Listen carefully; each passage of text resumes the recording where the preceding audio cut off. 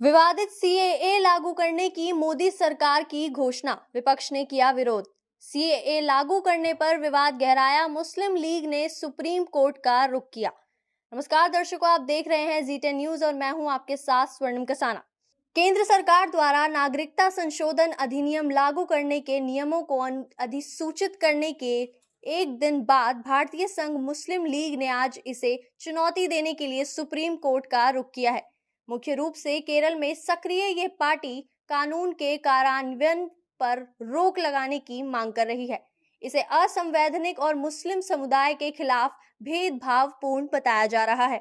2019 में पारित नागरिकता संशोधन अधिनियम धार्मिक उत्पीड़न से भाग रहे बांग्लादेश, पाकिस्तान और अफगानिस्तान के गैर मुस्लिम प्रवासियों को भारतीय नागरिकता प्राप्त करने का रास्ता साफ करता है।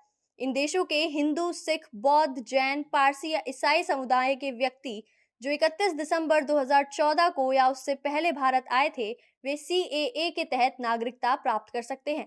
आईयूएमएल 2019 में कानून को चुनौती देने वालों में सबसे आगे थी।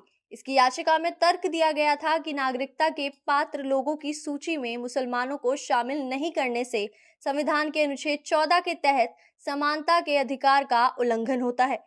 इससे पहले आईयूएमएल ने अधिनियम के कार्यान्वयन पर रोक लगाने की मांग की थी, लेकिन केंद्र ने तब अदालत को बताया था कि कानून लागू नहीं होगा क्योंकि नियमों को अभी अधिसूचित नहीं किया गया है।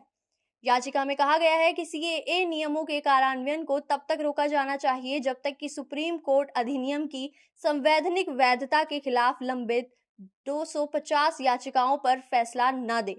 याचिका में कहा गया है कि संविधान की प्रस्तावना में परिकल्पना की गई है कि भारत एक धर्मनिरपेक्ष देश है, इसीलिए कोई भी पारित कानून धर्मनिरपेक्ष होना चाहिए। केंद्र सरकार की कल शाम की घोषणा के बाद देश के कई हिस्सों में जश्न के साथ साथ विरोध प्रदर्शन भी हुए। बंगाल में मतुआ समुदाय के सदस्यों और भोपाल में रहने वाले सिंधी शरणार्थियों ने घोषणा के बाद जश्न मनाया। हालांकि कुछ अन्य क्षेत्रों में जनता का मिजाज अलग था। असम में विरोध प्रदर्शन शुरू हो गए, जो नए नागरिकता नियमों के खिलाफ विरोध कर रहा है, इस आधार पर कि इससे सीमावर्ती राज्यों में बड़े पैमाने पर प्रवास होगा। देश के अन्य क्षेत्रों में प्रदर्शनकारियों ने आरोप लगाया कि ये कानून मुस्लिम समुदाय के खिलाफ भेदभावपूर्ण है।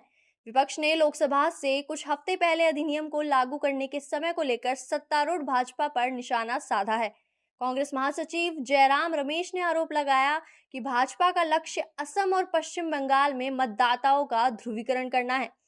केरल की राजधानी में शशि थरूर ने सीएए के प्रति अपने विरोध को साझा किया। कहा, ये नैतिक और संवैधानिक रूप से गलत है।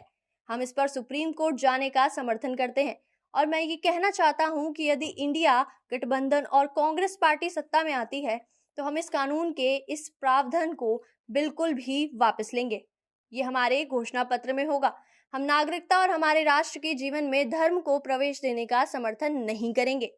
आने वाले हफ्तों में सुप्रीम कोर्ट आईयूएमएल की याचिका पर सुनवाई कर सकता है और ये फैसला करेगा कि सीएए लागू करने पर रोक लगाई जाए या नहीं।